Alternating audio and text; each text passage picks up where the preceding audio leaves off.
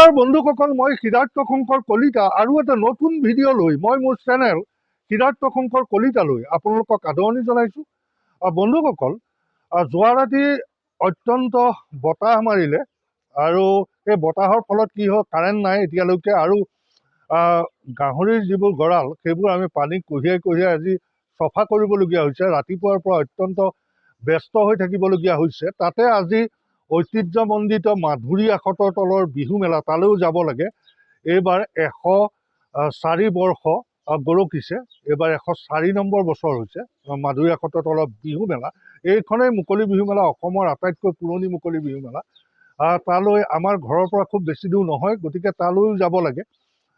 যি কি নহওক, আজি ভিডিঅ'টো আৰম্ভণিতে আপোনালোকে দেখিলে মোৰ এই পোৱালিকেইটা আজি এমাহ পাৰ হৈছে। গতিকে F1 পোৱালি, ডিউৰক ক্ৰছ HDK 75ৰ লগত পোৱালিকেইটা গ্ৰথ বৰ ধুনীয়া হৈছে, ভাল লাগিছে মোৰ। গতিকে আজি ভিডিঅ'ৰ বিষয়টোলৈ আহোঁ। আজি ভিডিঅ'ৰ বিষয়টো হ'ল আমি সেউজীয়া ঘাঁহ, কলপাত ইত্যাদি গাহৰিক কিয় খুৱাব লাগে। গাহৰিক খুব কম সময়ত ডাঙৰ কৰিবলৈ হ'লে আমি আচলতে সেউজীয়া ঘাঁহ দুপৰীয়া সময়ত বেছি খুৱাব লাগে। কলপাত খুৱাব পাৰিলে ভাল। আৰু এই সেউজীয়া কলপাতৰ পৰা বা ঘাঁহ বনৰ পৰা গাহৰিয়ে আচলতে কেলছিয়াম পায়, ফাইবাৰ পায় কলপাতৰ পৰা, আৰু প্ৰটিন পায়। গতিকে এইবোৰ পোৱাৰ কাৰণে গাহৰি খুব সোনকালে ডাঙৰ হয়। আচলতে খুব সোনকালে ডাঙৰ কৰিবলৈ হ'লে এনেধৰণৰ সেউজীয়া ঘাঁহ বন খুৱাব লাগে, কলপাত খুৱাব লাগে। আপোনালোকে দুপৰীয়া সময়টোত গাহৰিক সদায় এই সেউজীয়া ঘাঁহ বন খুৱাবলৈ চেষ্টা কৰিব। যদি আপোনালোকে ফেটেনাৰ গাহৰি পোহে তেতিয়াহ'লে আপোনালোকে এই সেউজীয়া ঘাঁহ বন, কলপাত ইত্যাদি খুৱাবই, আৰু ব্ৰিডিং গাহৰিকো আপোনালোকে খুৱাব, বৰটোক খুৱাব বিশেষভাৱে। এনেধৰণে খুৱালে গাহৰি খুব সোনকালে ডাঙৰ হয়। গতিকে আমি আচলতে এই দুপৰীয়া সময়টো 2 টাইম দানা দিওঁ। মেক্সিমাম আমাৰ গাহৰি ফাৰ্মাৰে দানা 2 টাইমেই দিয়ে। আমি ৰাতিপুৱা এবাৰ দিওঁ আৰু আবেলি এবাৰ দিওঁ। আৰু দুপৰীয়া সময়টো এনেই থাকে। দুপৰীয়া সময়টো এনেই থকাৰ সময়খিনিত আমি আচলতে সেউজীয়া ঘাঁহ বন দিব লাগে। আৰু এটা কাৰণত ভাল যে গাহৰিবোৰ দানা খাই আৰু শুই থাকে। শুই থকাৰ ফলত কেতিয়াবা লেঙেৰা এনেধৰণৰ বেমাৰ কিছুমান হয়, যে গাহৰিয়ে লেঙেৰাই বেছি সময় শুই থকাৰ কাৰণে আচলতে খুব মুভমেণ্ট নহ'লে এনেকুৱা ধৰণৰ সমস্যা কিছুমান হয়।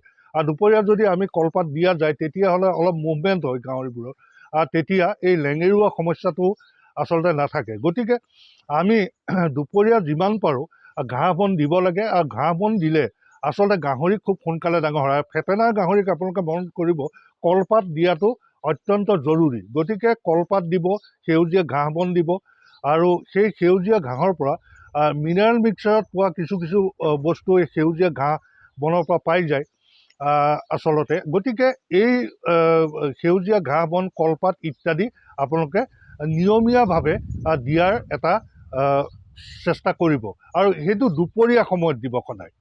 দুপৰীয়া সময়টোত আপোনালোকে সেউজীয়া ঘাঁহ বন দিয়াৰ ব্যৱস্থা কৰিব। বন্ধুসকল, আমাৰ ফাৰ্মত কেনেকৈ দুপৰীয়া কলপাত বা ঘাঁহ বন দিয়া হয় আপোনালোকক অকণমান দেখুৱাই লওঁ ব'লক।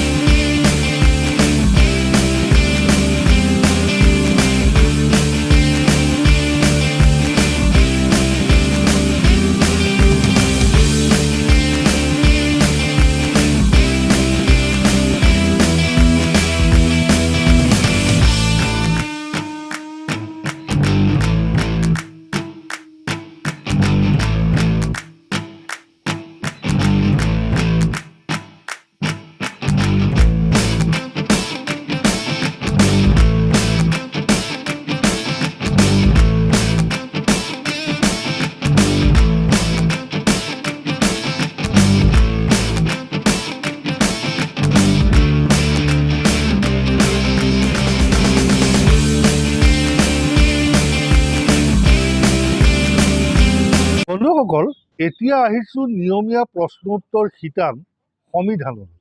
আজি সংবিধান শিতানৰ প্ৰথম প্ৰশ্নটো লৈছোঁ, কৰিছে বিজয় গগৈ। তেখেতে লিখিছে, দাদা, গাহৰিৰ গঁৰালত পানীৰ ব্যৱস্থা পকীৰ টাব বনাই লোৱা ভাল হ'বনে নিপুলৰ ব্যৱস্থা কৰিলে ভাল হ'ব? নিপুল ছিষ্টেম কৰিলে পানী খুৱাওঁতে অসুবিধা হয় নেকি?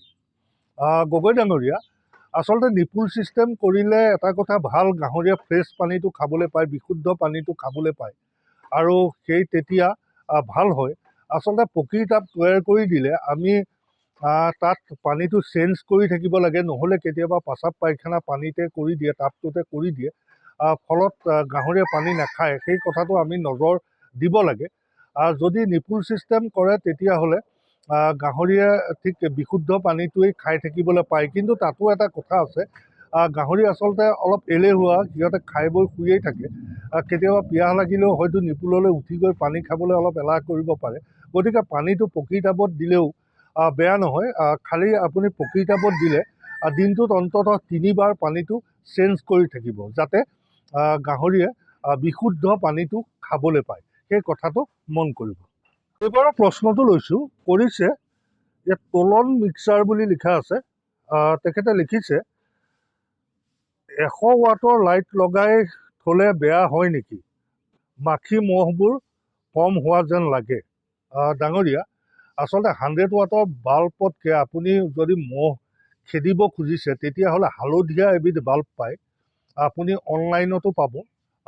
6টামানৰ এটা ছেট থাকে, খুব বেছি দাম নহয়, 300মান টকা লয় বা 250মানতো পোৱা যায়। অনলাইনত আপুনি চাব যে আচলতে হালধীয়া বাল্ব, মহ খেদা, তেনেকুৱা বাল্ব থাকে। সেই বাল্ব যদি আপুনি ব্যৱহাৰ কৰে তেতিয়াহ'লে বহু পৰিমাণে অন্ততঃ 80% মহৰ পৰা আপুনি প্ৰটেক্ট কৰিব পাৰিব ফাৰ্মখন। গতিকে আপুনি হালধীয়া বাল্ব লগাই থ'ব। আপুনি আচলতে 100 ৱাটৰ বাল্ব লগাই থ'লে ইমান বিশেষ কাম নকৰিব। এবাৰৰ প্ৰশ্নটো লৈছোঁ, কৰিছে অজিত সূত্ৰধৰ। তেখেতে লিখিছে, গাভিনী হোৱাৰ আগতে মাইকী গাহৰি মানে চেউৰীক চাউফিট দিব পাৰিনে? সূত্ৰধৰ ডাঙৰীয়া, আপুনি আচলতে গাভিনী হোৱাৰ আগতে চাউফিট দিব নালাগে। আপুনি প্ৰথম যেতিয়া গিল্ট অৱস্থাত থাকিব, আচলতে সেই সময়ত আমি গ্ৰ'ৱাৰ ফিডটোৱে দিব লাগে, যেতিয়ালৈকে গাহৰিজনী আচলতে ক্ৰছ নলয়। ক্ৰছ নোলোৱালৈকে আমি গ্ৰ'ৱাৰ ফিড দিব লাগে, আৰু গ্ৰ'ৱাৰ ফিড দিয়াৰ পিছত যেতিয়া ক্ৰছ লয় তেতিয়া আচলতে চাউফিট দিব লাগে। তেতিয়াৰ পৰা ক্ৰছ লোৱাৰ পিছৰ পৰা চাউফিট দিব লাগে। আমি আচলতে এনেকুৱাও কৰোঁ, কেতিয়াবা ধৰক 70 কেজি মানলৈকে আমি গ্ৰ'ৱাৰ ফিড দিওঁ, তাৰপিছত আমি কিছুদিন ফিনিচাৰ ফিড দিওঁ। ফিনিচাৰ ফিড দি থকা সময়তে ক্ৰছ লয়, ক্ৰছ লোৱাৰ পিছত আমি চাউফিট দিবলৈ আৰম্ভ কৰোঁ। কিন্তু গ্ৰ'ৱাৰ ফিড দি থকা অৱস্থাত আপুনি ক্ৰছ লোৱাই তাৰপিছত চাউফিট ব্যৱহাৰ কৰিব পাৰিলে ভাল। এইবাৰৰ প্ৰশ্নটো লৈছোঁ, কৰিছে নগেন চুতীয়া।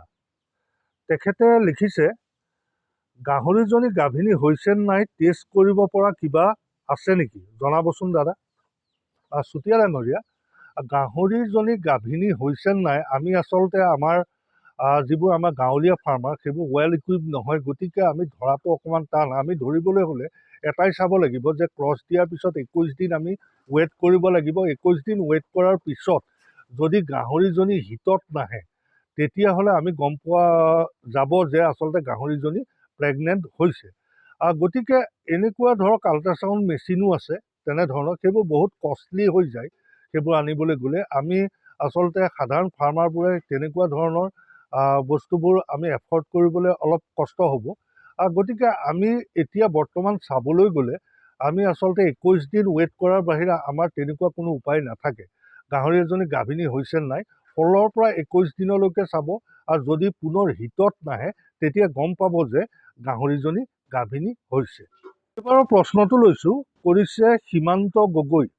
তেখেতে লিখিছে, দাদা, ময়ো নতুনকৈ পোৱালি দুটা আনিছোঁ, কি মেডিচিন ব্যৱহাৰ কৰিব লাগিব? গগৈ ডাঙৰীয়া, আপুনি আচলতে নতুনকৈ ফাৰ্ম আৰম্ভ কৰিব বিচাৰিছে, নতুনকৈ দুটা পোৱালি আনিছে, খুবেই ভাল কথা। মই আনন্দ পাইছোঁ আপুনি গাহৰি ফাৰ্ম কৰিব খোজাৰ কথাটোত। যি কি নহওক আপুনি পোৱালি দুটা আনিছে, প্ৰথম কথা হ'ল আপুনি ডিৱাৰ্মিং কৰাই আনিছে নে নকৰাকৈ আনিছে সেই কথাটো মন কৰিব। আপুনি সুধিব যিখন ফাৰ্মৰ পৰা আনিছে। যদি নহয়, প্ৰথম কৰ্তব্যটো হ'ল আপুনি ডিৱাৰ্মিং কৰক, মানে পেলুৰ ঔষধ খুৱাওক। আৰু তাৰপিছত আপুনি ভেকচিনেশ্যনৰ ব্যৱস্থাটো কৰক। 2 মাহ যদি হয় তেতিয়াহ'লে আপুনি আচলতে ক্লাছিকেল সোৱাইন ফিভাৰ যিটো ভেকচিন, সেই ভেকচিনটো দিয়াৰ কথা ভাবক। আৰু তাৰপিছত আপুনি 3 মাহ যেতিয়া হ'ব তেতিয়া FMD ভেকচিনটো আপুনি কৰোৱাৰ কথা চিন্তা কৰিব। আৰু পেলুৰ ঔষধ যদি খুওৱা নাই, পেলুৰ ঔষধ খুওৱাৰ পিছত আপুনি লিভাৰৰ 5 দিনলৈকে লিভাৰৰ ঔষধটো খুৱাবলৈ নাপাহৰিব। গতিকে বন্ধুসকল, ভিডিঅ'টো আৰু দীঘলীয়া নকৰোঁ। ভিডিঅ'টো চাই কেনেকুৱা পালে কমেণ্ট কৰি জনাবচোন। যদি ভাল পালে লাইক, কমেণ্ট, শ্বেয়াৰ আৰু ছাবস্ক্ৰাইব কৰিবলৈ নাপাহৰিব। আৰু এটা নতুন ভিডিঅ' লৈ আকৌ আপোনালোকৰ ওচৰলৈ আহিম। ধন্যবাদ।